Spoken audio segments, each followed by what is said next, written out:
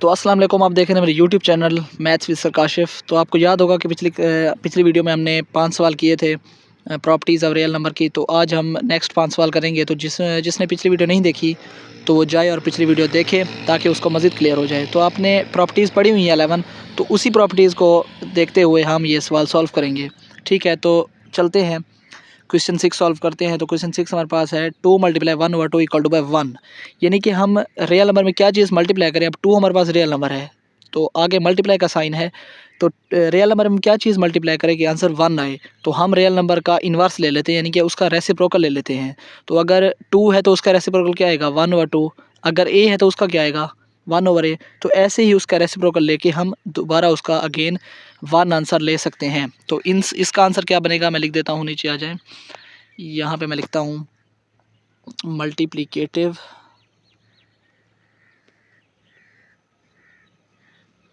Multiplicative inverse.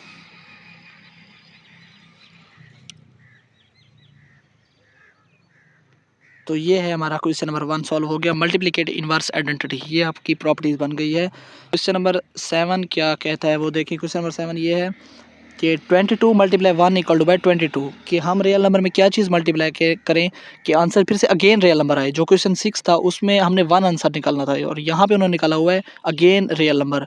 तो real number में क्या चीज़ हम मल्टीप्लाई करें अगेन रियल नंबर आए, यानी कि फिर वही रियल नंबर आ जाए। तो आपको याद होगा ये प्रॉपर्टी, इसमें 2 प्रॉपर्टीज़ थी, एक थी मल्टीप्लिकेटिव आइडेंटिटी प्रॉपर्टी और एक थी एडिटिव आइडेंटिटी प्रॉपर्टी। एडिटिव में हम प्लस में क्या करते थे 0 प्लस कर देते थे प्लस वाले सवाल में, और मल्टीप्लाई में हम 1 मल्टीप्लाई करते हैं तो अगेन हमारा आंसर सेम आ जाता है।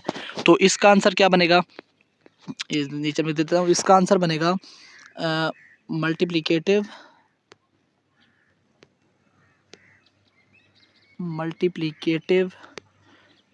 Identity property. तो ये आपका आ जाएगा क्वेश्चन 7 सॉल्व हो जाएगा इस तरह से। -6/10 × -10/6। तो आपको याद होगा हमने एक चीज़ पढ़ी, इसका आंसर भी 1 है। तो आपको याद होगा मैंने क्या बताया था कि हमेशा उसका इन्वर्स लेते हैं। अगर आ जाए सिंपल होल नंबर में तो उसका हम रेसिप्रोकल लेते हैं 1/2, 1/x एटसेट्रा। तो अगर सवाल आ जाए फ्रैक्शन में तो फ्रैक्शन का उलट कर देते हैं फ्रैक्शन, यानी कि अगर सवाल है हमारे पास फ़र्ज़ करें कि 6/7 तो उसका इन्वर्स क्या बनेगा 7/6। अगर आ जाए a/b तो उसका क्या बनेगा b/a।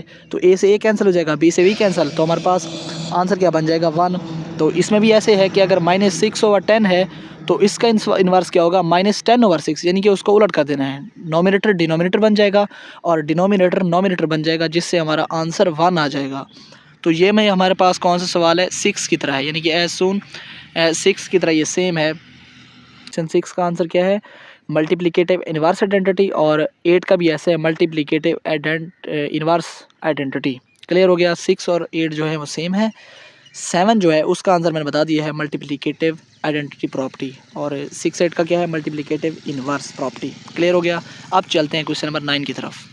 ये है 19 + 12 + 8 = 19 प्लस इंटू 12 + 8। तो ये आपको याद होगा, जब भी आपके पास बस ये फार्मूला याद रखें, जब भी आपके पास 3 वैल्यूज़ आ जाएँ तो आपने एसोसिएटिव का नाम रट लेना है। अगर प्लस है तो एडिशन होगा, अगर मल्टीप्लाई है तो मल्टीप्लिकेशन होगा, तो बाकी 3 आ जाएंगे तो एसोसिएटिव। तो इसका नाम मैं लिख देता हूँ नीचे, इसका नाम होगा भाई एसोसिएटिव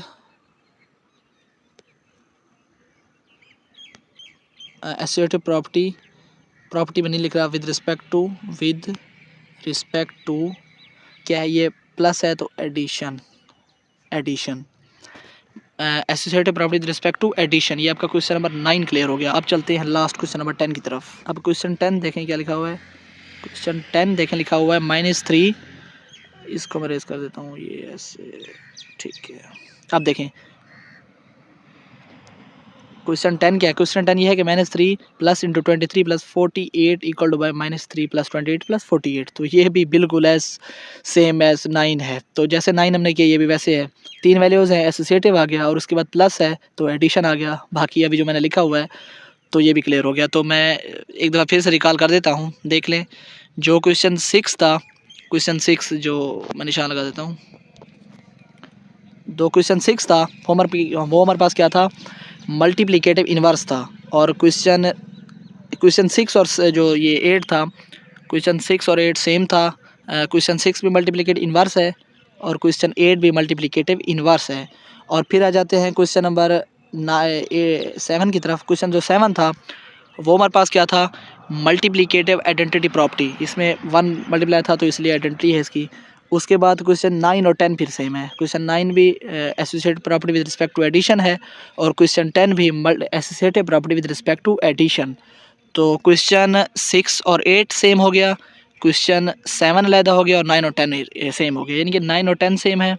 उसके बाद 6 और 8 सेम है और 7 थोड़ा सा अलग है बस। तो ये हो गया आपके 5 सवाल।